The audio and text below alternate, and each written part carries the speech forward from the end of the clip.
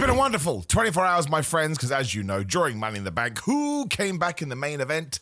It was flipping R-Truth, now known as Ron Killings. But he was always known as Ron Killings. That's his birth name. Is that his real name? There's no way his name's Ron Killings. I don't know what his real name is. Maybe it is. And I've just put my foot in it. But I just thought this was tremendous. Because, of course, about a week ago, we were doing pretty much the same video, but in reverse. And that is how quickly wrestling can change. Now, I don't want to get into the big conversation. Is it a work? Is it a shoot? I'm 99.999% sure it is real. And the only reason I keep that 0.1% there is because that's just what we do in this crazy thing. Ultimately, let's listen to R-Truth and his son, who have been on the internet, and let's focus on the most important things. Well, there's two things I want to talk about. Firstly, if we do go with that belief, I think it's good that WWE listened to this and put him back in the company. Because it wasn't just fans that were, we'll go with outraged and upset, I think is a better word, but apparently the other wrestlers themselves were pretty damn emotional. I think there was one report out there that described it as firing wrestling or WWE Santa Claus, and they couldn't understand the decision. And everyone always going, he's 53, but I don't care about any of that, right? I care about the tenure, I care about the legacy, I care about his experience, and I care about how I connected to him as a talent. We talked about that in last week's video, so I don't want to get into it too much. But all I do know is that when he appeared and he speared John Cena and he smashed him with that championship, man alive, it made me feel like I was a kid again. I was just so happy for him. I was happy for all of his friends. I was happy for his family, and I was happy for me. And that's why I watch wrestling. Again, we really are repeating ourselves here, but I watch to be entertained. It's called sports entertainment, and anytime I sit down to watch most things on TV, it's because I've chosen to take some of my entertainment hours and spend them on professional wrestling. So it makes me happy, and it makes me feel warm and fuzzy in my tum-tum and good in my tootsie toes. I'm never going to be mad at it. So I thought this was tremendous. I thought it was the right thing to do. And I'm very excited about this Ron Killings name change. Like I super duper am. The other thing going around, and we take everything with a pinch of salt, is that he wants to do this because eventually this last run contract, as it's sort of been called, will come to an end. And he wants to get that exposure for his real name again before he goes back out into the indie scene or whatever the flub he wants to do. I would imagine it helps his music too. So that's a super smart business decision. R-Truth's been around. He knows what the deal is. But I also think it provides a great opportunity, and a few people have said this to me, to give him one last run, to use that term again. You don't have to go back to the original Ron Killings, or Ron the Truth Killings as he was sort of 20-odd years ago. But give him that serious edge, not Adam Copeland, he went to AEW. Give him a bit more of an attitude. Let him do a big promo, given that he did just cost John Cena a match at Money in the Bank, and let's do John Cena versus Ron Killings, not R-Truth Part 2, and let's go to town with it. How is that a bad thing? Some of the criticisms I've seen, which were perfectly allowed, but they just don't work in my brain, maybe because I'm stupid, is that R-Truth coming back totally took away from Cody Rhodes pinning John Cena. Not to me, it didn't. I enjoyed both things. And then they say nobody's talking about Solo Sikoa's face turn. Yes, they are. People were talking about that too. Why can't we have multiple good things? I understand it from a creative point of view. Sometimes you do want to have that big headline that we walk away from. But given how quickly we go through the wrestling feelings, because there's always a show like within 24 to 48 hours, give me Cody Rhodes finally pinning John Cena. Give me R-Truth coming back. Give me Jacob for 2 going face. And then people were like, oh, I can't believe that Cody Rhodes and Jey Uso had to get help from R-Truth. Who cares? Like, if you want to take wrestling that seriously, I actually respect it, and I think it's awesome. I just want to go on a roller coaster ride and see where I end up. Some days I want goofy wrestling for life. Some days I do want the most serious thing of all time. It all depends, because it's like ice cream. Some days I want different flavors. Not true. I just want cookie dough every single day of my damn existence. But we have Night of Champions before SummerSlam. I think it will be Cody Rhodes versus John Cena at SummerSlam. I think Cody Rhodes is going to win King of the Ring, and that's how he justifies getting his rematch, even though he could get it anyway. So that takes Cody Rhodes away from John Cena. John Cena should be pissed that R-Truth won. They should do this match. They should make it more serious. Maybe that can be his big swan song before he gets into a lesser program, only because John Cena is the GOAT in many ways. And as I wrote in the title, again, this was actually somebody else's hot take, but I'm jumping on it. If he became the WWE champion, I wouldn't care. In fact, no, I wouldn't care. I would care because I'd absolutely love it. But there were just so many people so mad. Oh, we can't do that. We can't even put him in that position. Once again, let's go back to my attributes and tick boxes for pro wrestling. Warm and fuzzy in my tum-tum, entertained, feel good in my tootsie toes. He would lose it within 24 hours, probably within a week. But within that time, and within that moment, when the referee went 1, 2, 3, and it could be Cody Rhodes that cost John Cena, by the way, if you really wanted to walk down that path, which may be a bit difficult because I don't think Cody would get booed because, again, look how many people love Ron Killings. But that would be something that And you can probably say maybe down the line it wouldn't be the best idea, but I don't think so. It's a terrible comparison because so much has happened since. But it's a bit like when Hulk Hogan beat Triple H at the Backlash show following WrestleMania 18, because there was just so much love for him and WWE didn't know what else to do. And I think we kept that short, but we should have kept it even shorter still. It should have been like a shot in the arm, just to give you that one last thing before we moved on to pastures new.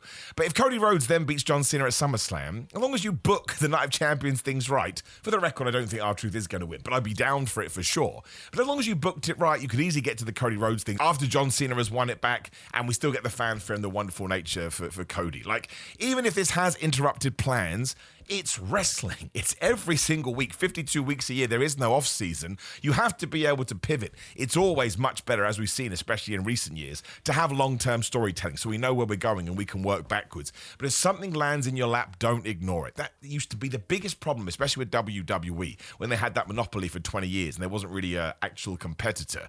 There'd be stuff looking at them in the face and they just would ignore it, and then it would go away and it would die off and you'd be like, who knows where that was going to go? Maybe it would suck, maybe it wouldn't, but I much rather would have known. So I've been thinking about this for the last day or so, and yes, I'd be so down for R-Truth winning the WWE title, if nothing else. And I get it, it's a stupid term, but we say it all the time anyway, we chant it. He deserves it, man. He was rehired in 2008. I think that's correct. But in many ways, it's at least like 15 years, if not more, probably 16, 17. Everybody loves him. He does have goodwill. He wouldn't hold it for a long time, as I do say. And that one moment to me would justify it. And I really do think it'd be like giving a long-time employee a big bonus before he does walk off into the big bad world. It would absolutely make my life. And that's the way I always think about things. You can get into the nitty-gritty and statistics and ratings and money and financials, but I'm the one that's watching it. And for your point of view, you're the one that's watching it. So even if what you want to see to make you happy is Mr. Iguana to win every single championship in wrestling, which he should do because he's the greatest new person ever and the new hero of Goofy Wrestling for life, then it can happen and you can enjoy it. And even if 2,000 other people next to you think it's crap, all right, hear them out because it's nice to chat about wrestling apart from the assholes that will definitely pop up. But you got what you wanted and that's all that matters. And I would love it if R-Truth beat John Cena. I just think it'd be excellent. I think it'd be totally different. And it would take this crazy 1 week, 2 week, 3 week, month period and just put the best cherry on top. And we don't know how long this deal is. I'm not going to start speculating because I have absolutely no idea.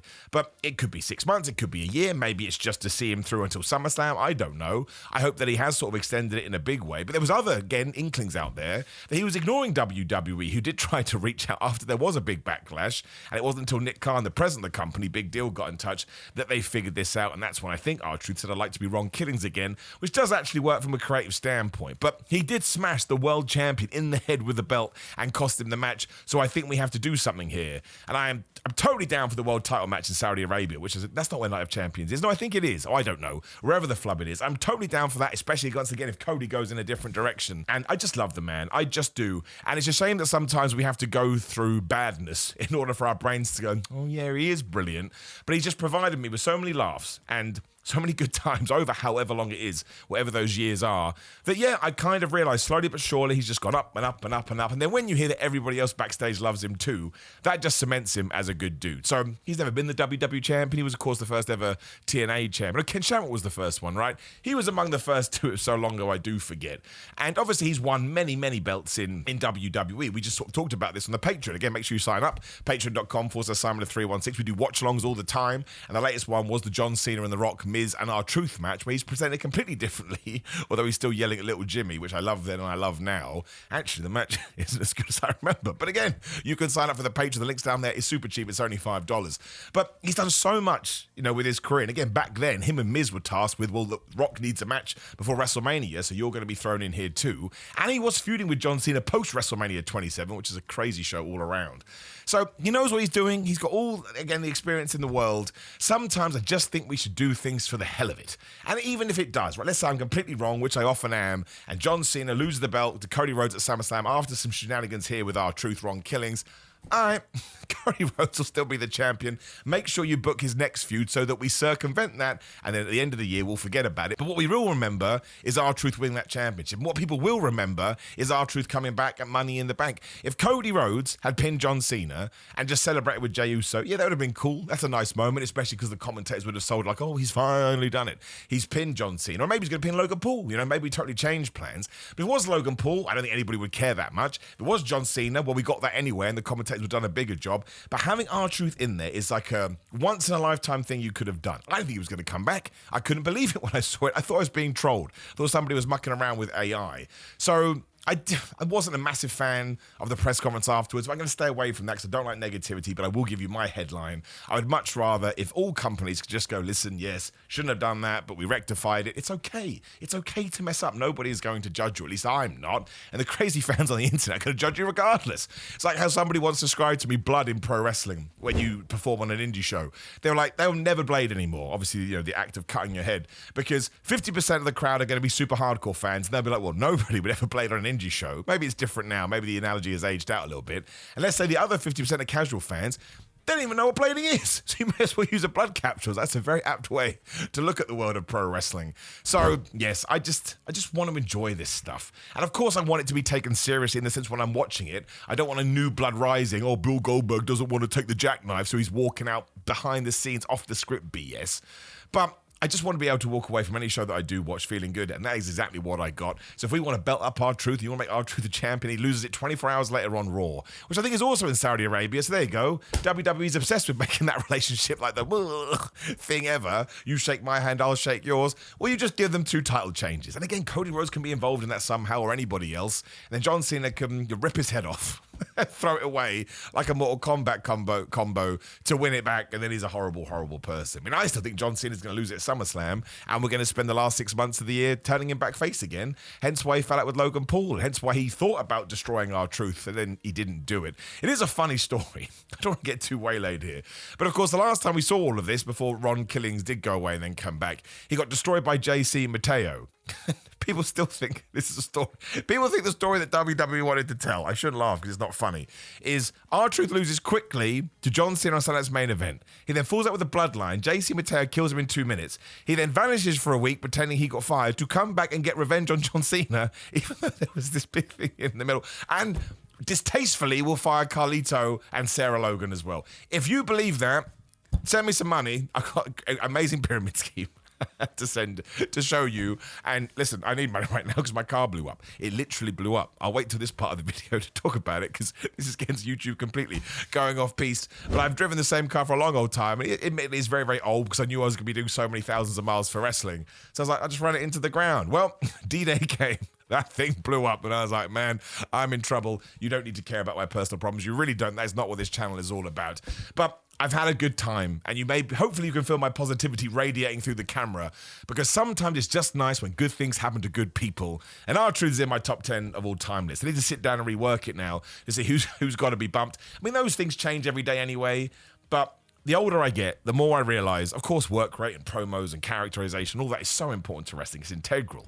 But I just want to be entertained, and I just want to smile. And again, using my car as the metaphor here, not the metaphor, you know what I'm talking about. I just want to be able to forget all of that when I tune into wrestling. And I was stressed over the weekend. Of course, trying to sort a new car can be really stressful, especially when you have to do it quick.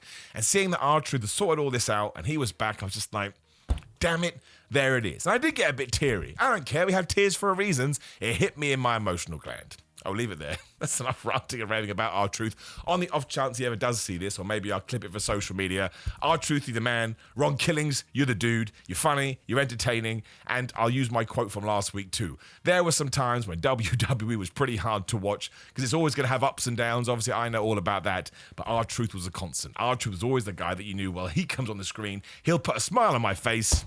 R-Truth, Ron Killings, you're the man. Let's do it. Headline.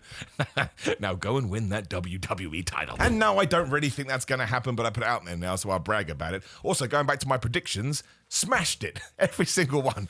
Now, please do like the video, share the video, and subscribe to the notification bell. Drop me a comment because you'll be so mad at me right now. Click for my Money in the Bank review. I'd massively appreciate that. In fact, just watch all my videos and leave the room. That's how we get monetization up to afford cars.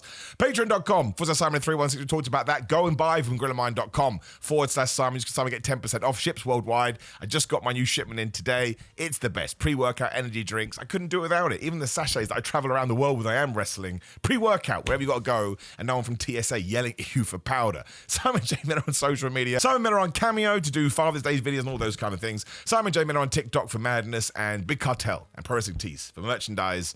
Had way too much caffeine today, but also, I love that man. He's the best. So are you. Thank you very much for taking some of your entertainment hours and spending it on me. That blows my bald head. See you tomorrow.